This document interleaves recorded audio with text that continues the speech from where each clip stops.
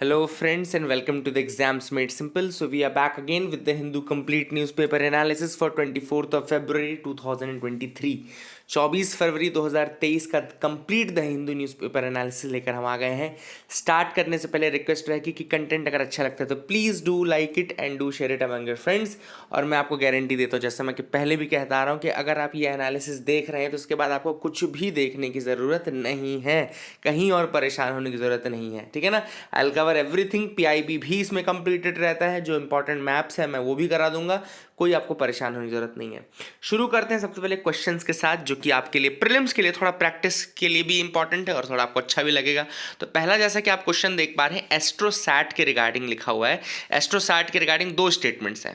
पहला स्टेटमेंट कह रहा है, it is the first dedicated Indian astronomy mission aimed at studying celestial sources in x-ray, optical and UV spectral bands. दूसरा statement कह रहा है, the mission aims to understand high energy processes in binary star systems containing neutron stars and black holes. ठीक है ना। तो आपको बताना है कि इनमें से कौन से स्टेटमेंट सही हैं, one only, two only, both या नन। अटेम्प्ट आपको करना है। आई होप आप लोग अटेम्प्ट करेंगे और बताएंगे कि आपसे सही बना कि नहीं बना। The correct answer for this is both 1 and 2 are correct. इसमें दोनों ही स्टेटमेंट सही हैं। तो ये तो बहुत आसान सवाल था। अब दूसरा सवाल थोड़ा मज़ेदार है। दूसरा सवाल थोड़ा आपका टेस्ट करेगा नॉलेज एक्चुअली में। Ecological succession. इकोलॉजिकल सक्सेशन आप सब जानते होंगे, इकोलॉजी इन्वायरमेंट का एक बहुत इंपॉर्टेंट टॉपिक है। आपको बताना है कि इसमें कौन कौन से कैरेक्टरिस्टिक्स होते हैं। पहला कह रहा है इंक्रीज्ड प्रोडक्टिविटी, सेकेंड कह रहा है increased complexity of food web, तीसरा कह रहा है डिक्रीज्ड नीश डेवलपमेंट। ठीक है ना। तो इकोलॉजिकल सक्सेशन में इनमें से कौन कौन से कैरेक्टरिस्टिक होते हैं आपको बताना है। देखो, इकोलॉजिकल सक्सेशन क्या होता है, आप सबको पता है कि पहले एक आती है स्पीशीज आती है जिसको पायनियर स्पीशीज बोलते हैं। पायनियर स्पीशीज से लेकर के क्लाइमेक्स स्पीशीज बनती है जब आपका इक्विलिब्रियम क्रिएट होता है। ठीक है ना। तो अब अगर किसी ऑलरेडी स्टैब्लिश जगह पे ये इकोलॉजिकल सक्सेशन होता है तो उसको हम क्या बोलते हैं, उसको हम बोलते हैं सेकेंडरी सक्सेशन। और अगर किसी बेयर एरिया में, बिल्कुल नेकेड एरिया जहाँ पे कहीं कुछ नहीं था, वहाँ पे अगर ये होता है तो उसको हम प्राइमरी सक्सेशन बोलते हैं। अब यहाँ पे इकोलॉजिकल सक्सेशन के क्या क्या कैरेक्टरिस्टिक होते हैं। प्रोडक्टिविटी बढ़ेगी कि नहीं बढ़ेगी?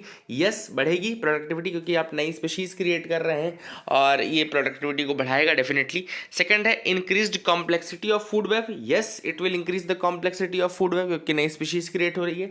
तीसरा कह रहा है decreased niche development. No, it will increase the niche develop. Niche development मतलब क्या? फंक्शन, जितने स्पीशीज क्रिएट होंगे उतने ज़्यादा नीश डेवलपमेंट होगा। तो ये तीसरा स्टेटमेंट गलत है। 1 and 2 are the correct statements. ठीक है ना। क्वेश्चन नंबर 3 की तरफ मूव करते हैं। Which are the following are the common characteristics of invasive species. Invasive species के कैरेक्टरिस्टिक्स क्या क्या हैं?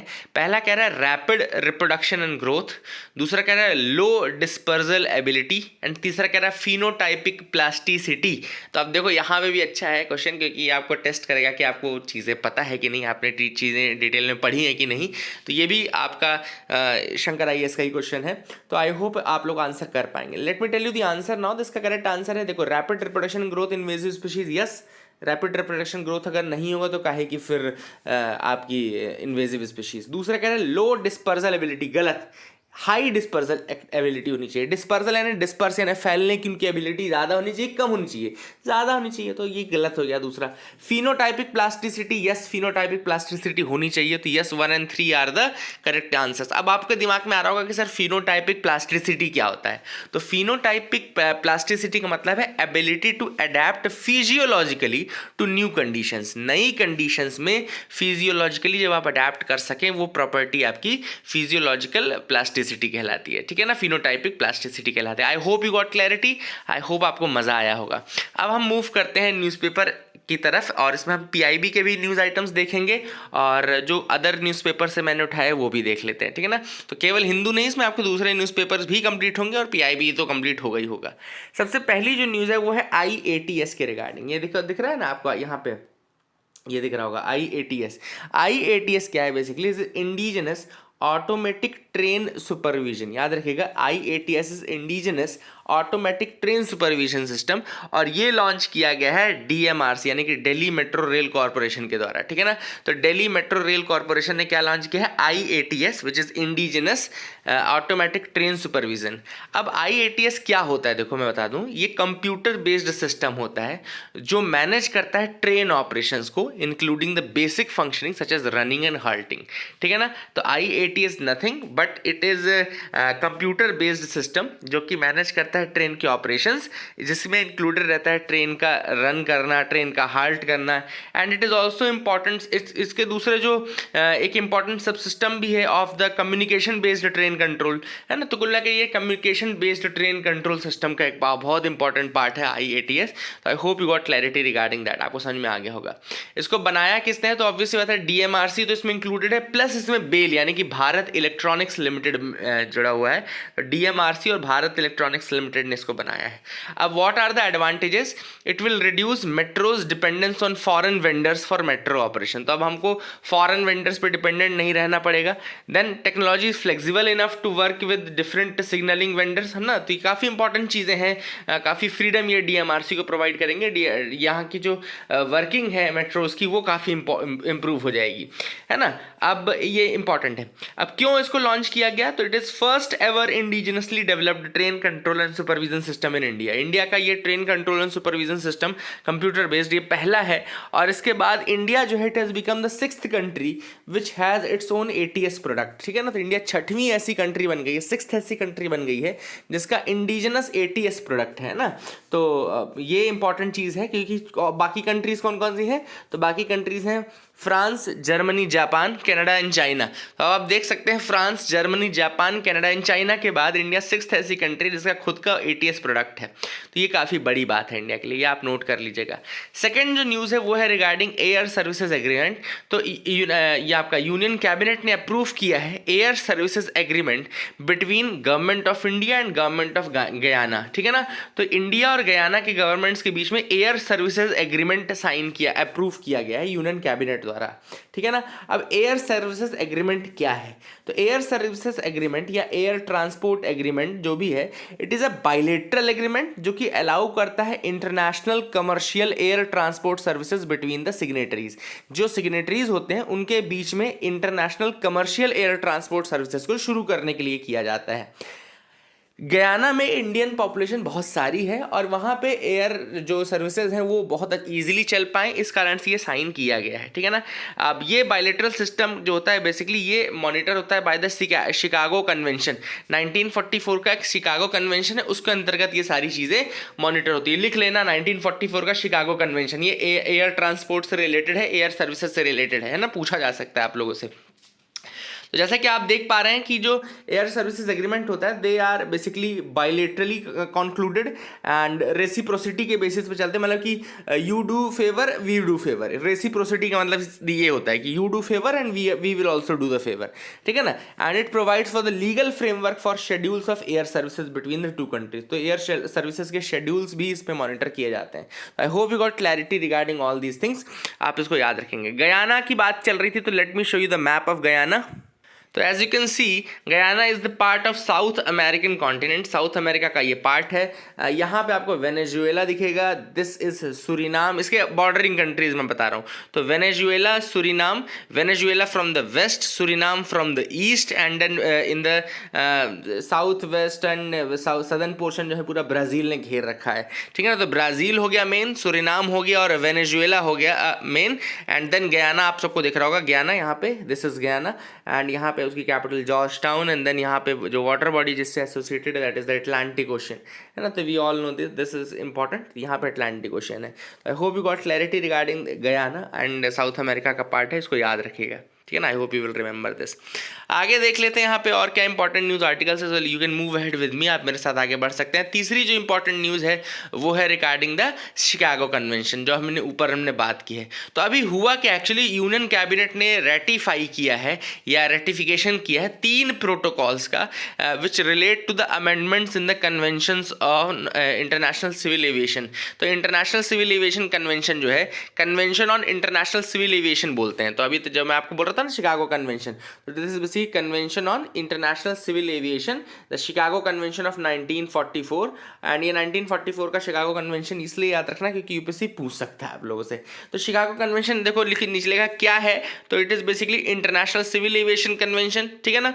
और इसमें ले डाउन किया गया है foundation for the standard and procedure of peaceful global air navigation. Peaceful global air navigation के लिए जो स्टैंडर्ड्स हैं, जो प्रिंसिपल्स हैं, वो फॉर्मुलेट किए गए हैं अंडर द शिकागो कन्वेंशन। तो आप याद रखिएगा, इसमें एक बॉडी बनाई गई थी जिसको हम बोलते हैं ICAO, यानी कि international civil aviation organisation. International civil aviation organisation बनाई गई थी 1944 के शिकागो कन्वेंशन के अंतर्गत, जो कि इसलिए बनाई गई थी ताकि इंटरनेशनल कोऑपरेशन मिल सके for air transport network. Air transport network के लिए इंटरनेशनल कोऑपरेशन को बढ़ाने के लिए था, ठीक है ना।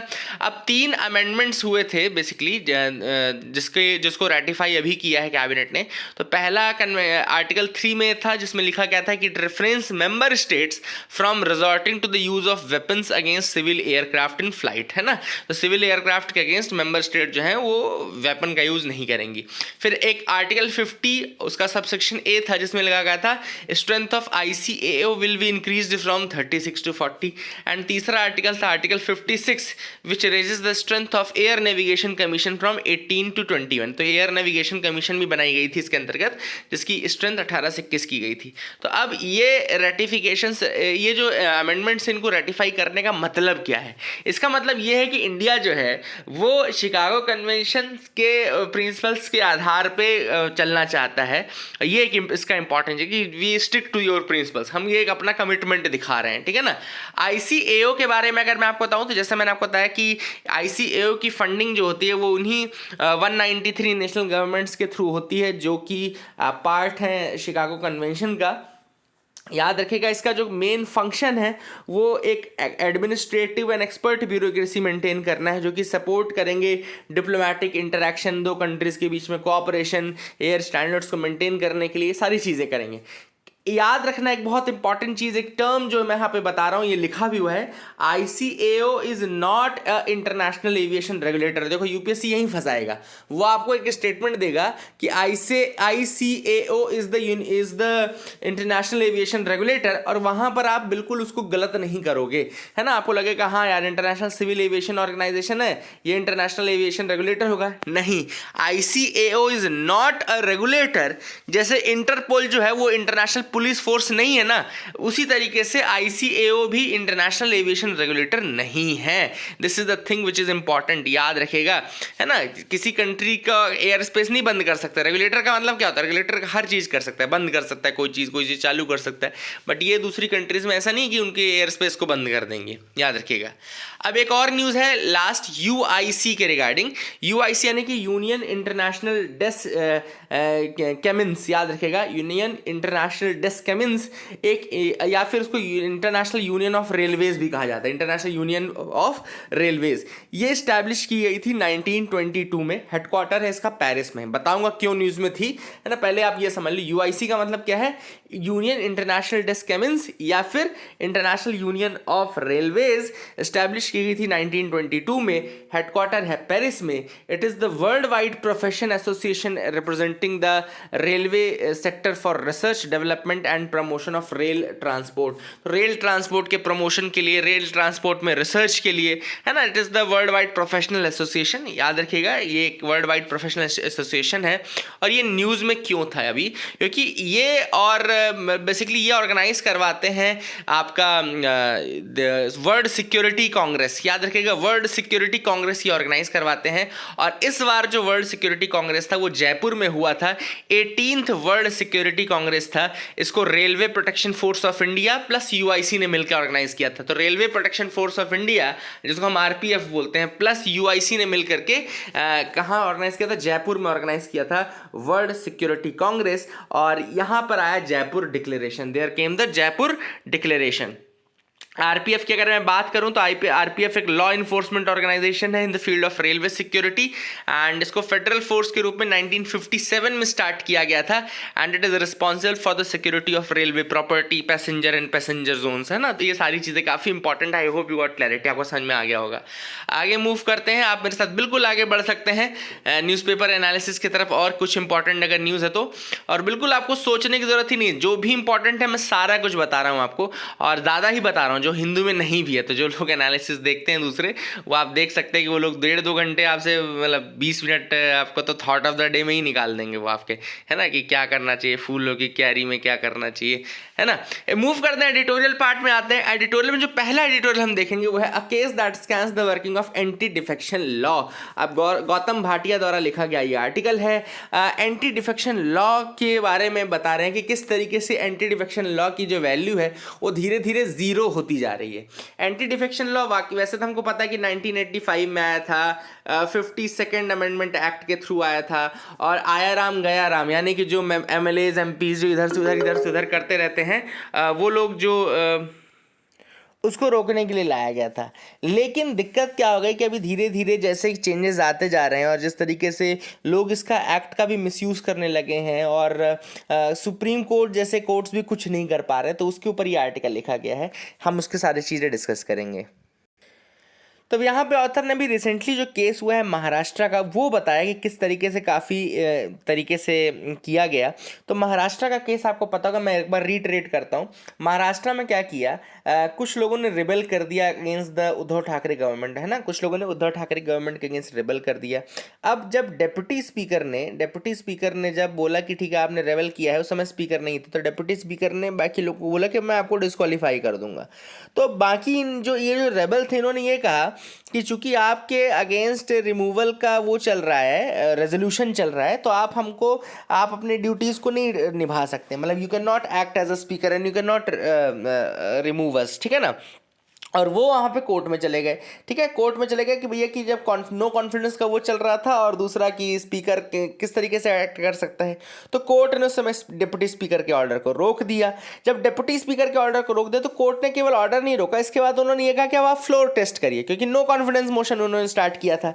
तो अब आप सोचो कोर्ट क्या कर रही है कि एक तो डेप्यूटी स्पीकर की पावर जो डिस्क्वालीफाई करने की, वो उसने छीन लिया उस समय, है ना। जस्ट क्यों? क्योंकि जिनको रेबल करना था उन्होंने पहले एक छोटा सा रेजोल्यूशन दे दिया डेप्यूटी स्पीकर के अगेंस्ट। तो इसका मिसयूज तो कोई भी कर सकता है ना। कल को कोई भी गवर्नमेंट टॉपल करनी होगी तो पहले आप क्या करोगे, चुपचाप स्पीकर के अगेंस्ट कर दोगे पहले रेजोल्यूशन, और तुरंत आप नो कॉन्फिडेंस की मांग कर लोगे, और इसी केस को बेसिस बना करके नो कॉन्फिडेंस भी हो जाएगा, आप सरकार गिरा दोगे। तो कोई भी ऐसी पार्टी जो बहुत ज़्यादा मेजोरिटी से नहीं आई है, तो ऐसे तो वो रूल नहीं कर पाएगी। और ये जो पॉलिटिक्स है आजकल जो चल रही है, इसको रिजॉर्ट पॉलिटिक्स, जो टर्म यूज किया गया है वो यूज किया गया है रिजॉर्ट पॉलिटिक्स। आपने देखा होगा कि सारे जो पॉलिटिशियंस हैं, एमपीज एमएलए हैं, वो कहाँ चले जाते हैं, रिजॉर्ट में चले जाते हैं, है ना। और एक पार्टी अपने एमपीज एमएलए को बचाने की कोशिश करती है, सोचती है कि यार इनको रिजॉर्ट में रखा जाए ताकि दूसरे इसको खरीद फरोख्त ना कर सके। तो आप ये गिरे हुए दिन आ चुके हैं पॉलिटिक्स में, और वापस से जो ghost before the 10th schedule थे वो दोबारा से आने लगे। तो कुल मिलाकर के ऑथर कहेंगे ना कि 10th शेड्यूल जो है, जो मास मर्जर और मास रिमूवल का जो केस है, जिसमें बहुत ज़्यादा 2/3 पार्टी मेंबर्स 1/3 पार्टी मेंबर जब रिमूव हो जाते हैं, हट जाते हैं, तो उसका मिसयूज़ करके बहुत लोग अब जो है गवर्नमेंट्स को टॉपल कर रहे हैं। और ना केवल वो गवर्नमेंट टॉपल कर रहे हैं, खुद डिस्क्वालीफाई होने से भी बचते जा रहे हैं, है ना। और वो चीज़ हमने देखी भी है, चाहे कर्नाटका का केस हो, चाहे आपका महाराष्ट्र का केस हो, all these things are quite visible now, है ना। तो this is the thing which is important. I hope you got clarity. इसके अलावा ऑथर ने कहा यहाँ पे देखो लिखा है द डिप्टी स्पीकर वाला केस यहाँ पे, है ना। तो यहाँ पे इस तरीके से नवाब रेबिया का जजमेंट था, सुप्रीम कोर्ट के नवाब रेजा का जजमेंट था, एंड उसमें कहा गया था कि जब स्पीकर के अगेंस्ट चल रहा हो तो he is disqualified from deciding on the disqualification while it was pending, है ना। तो जब तक वो पेंडिंग है रेजोल्यूशन, तब तक वो डिस्क्वालीफाई नहीं कर सकता है ना। तो that is the thing which is important, आप याद रखेगा। एंड इस तरीके के चीज़ों का जो है काफ़ी ज़्यादा मिसयूज़ किया जा रहा है, this is what the author has pointed out. And अगर ये बहुत जल्दी केयरफुली नहीं देखा गया, और कोर्ट्स के अलावा और कौन देखेगा, पॉलिटिकल पार्टीज तो इसका मिसयूज ही कर रही हैं। है ना। तो it is only the courts to decide basically how it should be done and what changes needs to be done, क्योंकि अगर सुप्रीम कोर्ट नहीं सेट करेगी एग्जाम्पल तो things will increase in the near future. India's R&D estimates are an incomplete picture. अब यहाँ पे author हैं रजी के जोसेफ। उनका ये कहना है कि भारत का जो R&D एस्टिमेट है वो इनकम्प्लीट है। बस इसमें ज़्यादा नहीं है, मैं आपको बता देता हूँ, 2-3 टर्म्स आएंगे तो मैं वो इसलिए बता रहा हूँ आर्टिकल। उनका ये कहना है कि इंडिया का रिसर्च एंड डेवलपमेंट जो एक्सपेंडिचर है वो है GDP रेशियो का 0.7%, वो काफ़ी कम है। ठीक है ना। जब हम दूसरी इकॉनमी से कंपेयर करते हैं तो वर्ल्ड एवरेज है 1.8% और हमारा आता है 0.7%। इसके मेन रीज़न क्या है कि इन्वेस्टमेंट जो R&D सेक्टर में वो कम है। ऑब्वियसली बात है, कम है R&D सेक्टर में इन्वेस्टमेंट। और कम कहाँ से आ रहा है? कॉर्पोरेट सेक्टर की तरफ से कम आ रहा है।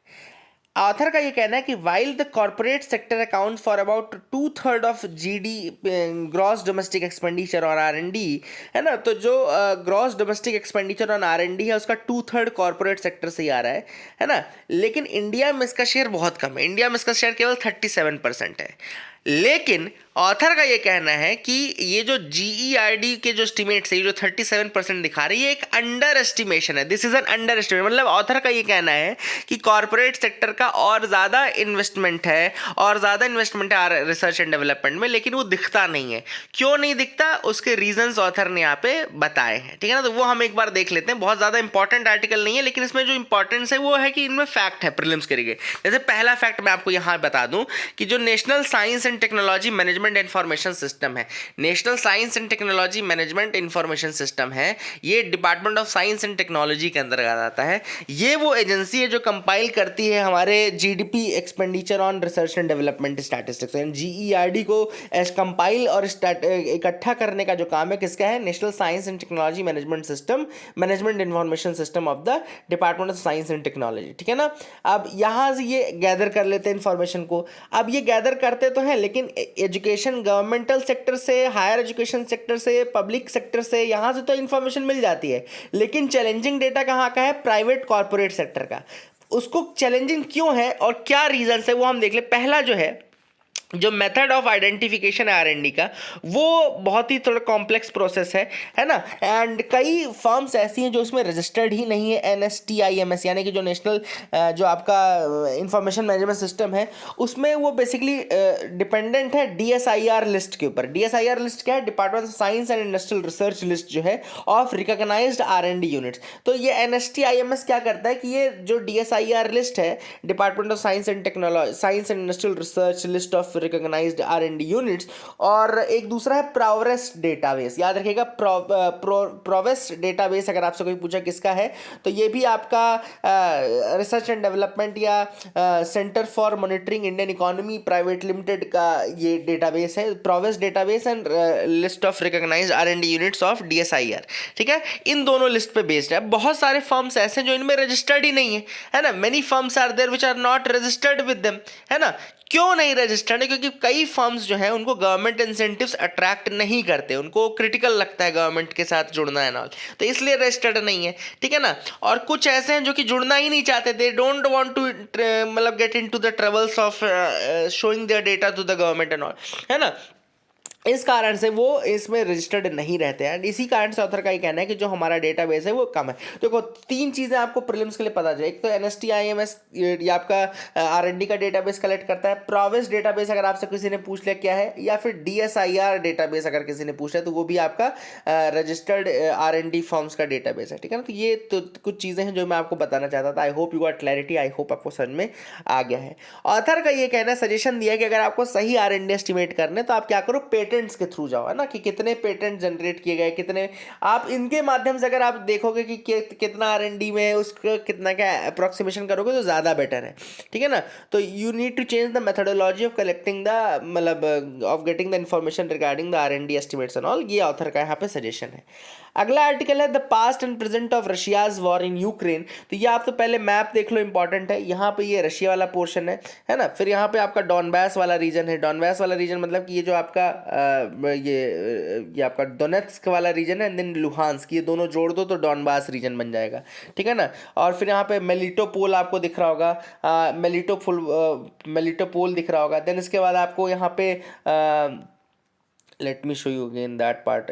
हाँ, यहाँ पे देख लेते हैं। यहाँ पे तो यहाँ पे मेलिटोपोल है, यहाँ पे मॉरियोपोल हो, यहाँ पे ये जैजोफिरिनिया है। यहाँ देखिए ना, ये नहीं, जैजोरिजिया नहीं है, जैपोरिजिया ओब्लास्ट यहाँ पर है। और खेरसन यहाँ पर है, खेरसन भी आपको दिख रहा होगा, है ना। सेवास्टोपोल, सेवास्टोपोल ही वो पोर्ट है जो 2014 में अटैक किया गया था रशिया के द्वारा। क्रीमिया में है ये पार्ट, ठीक है ना।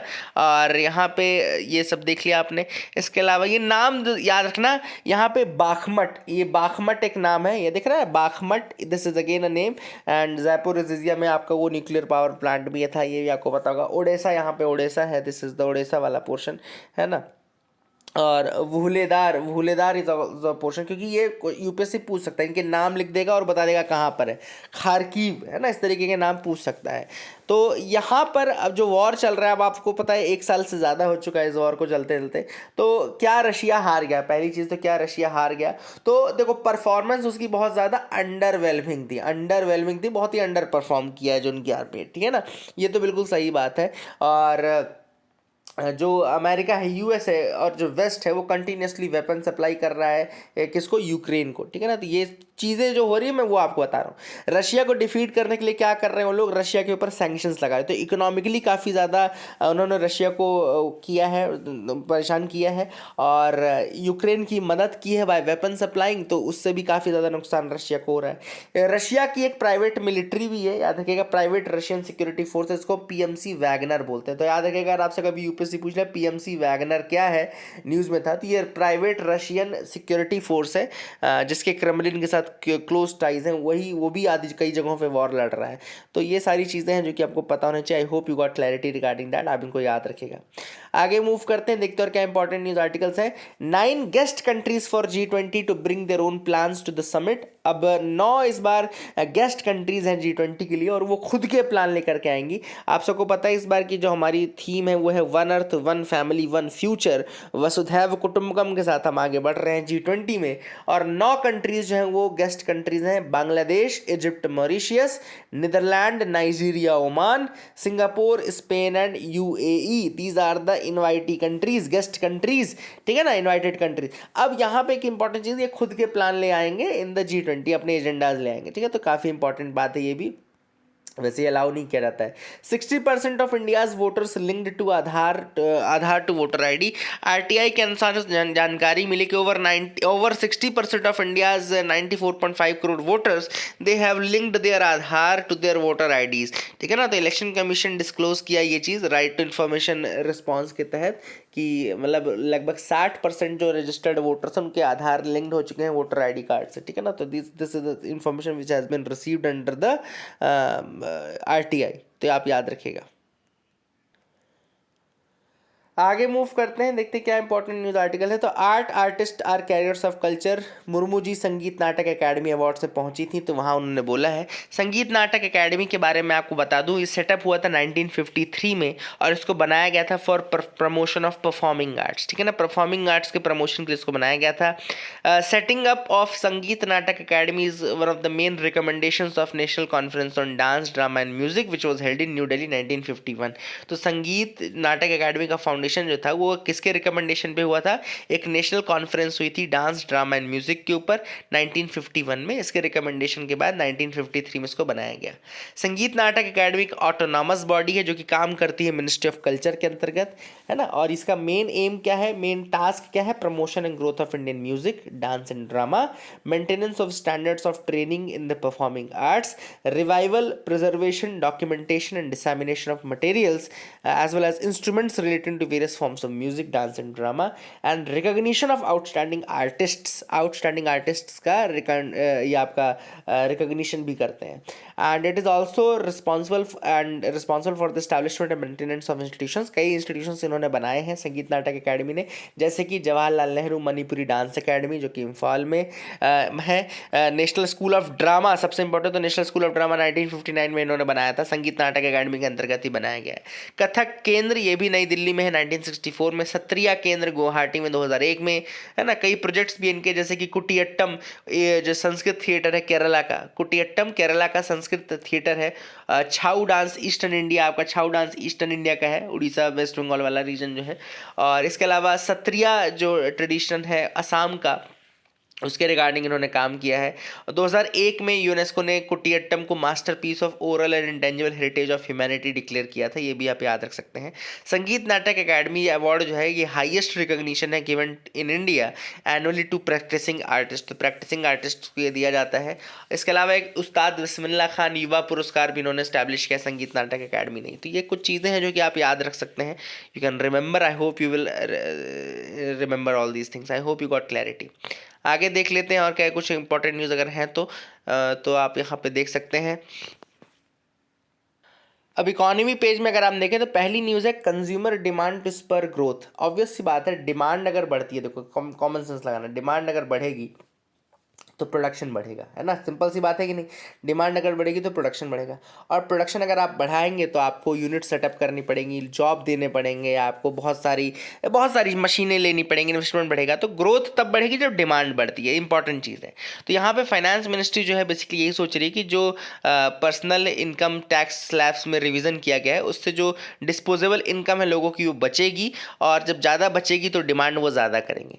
हालांकि उन्होंने कॉशियसली आगे बढ़ने की बात कही है। एल नीनो को उन्होंने फ्लैग किया है, कहा है कि एल नीनो ईयर हो सकता है, इसलिए हो सकता है डेफिसिट हो रेनफॉल में, और अगर डेफिसिट होगा तो ऑब्वियस सी बात है फार्म आउटपुट ये सब घटेगा, तो हो सकता है कि प्राइसेस बढ़ जाएं, है ना। लेकिन ऑथर ने ये कहा, मिनिस्ट्री ने ये भी कहा है कि इन्फ्लेशन जो होता है, एक टर्म देखो उन्होंने यूज़ किया है प्राइजेस के लिए, डाउनवर्ड स्टिकी, लिख लो, एक बहुत इंपॉर्टेंट टर्म है डाउनवर्ड स्टिकी। तो प्राइजेस जो होते हैं वो डाउनवर्ड स्टिकी होने का मतलब क्या है कि वो बढ़ते तो बहुत जल्दी हैं लेकिन घटते उतना जल्दी नहीं है। तो let me show you, downward sticky या स्टिकी डाउन का मतलब है tendency of prices of a good to move up easily although it won't easily move down, तो स्टिकी डाउन बोलते हैं। इसीलिए नीचे जब जाता है तो ये चिपक चिपक के जाता है, मतलब बहुत जल्दी नहीं जाता। ऊपर जाता है तो डाउन, ये अपवर्ड स्टिकी नहीं रहता, डाउनवर्ड स्टिकी रहता है। I hope you got clarity regarding that as well. And ये था आज का news analysis. Keep loving us, keep sharing us, thank you and have a nice day.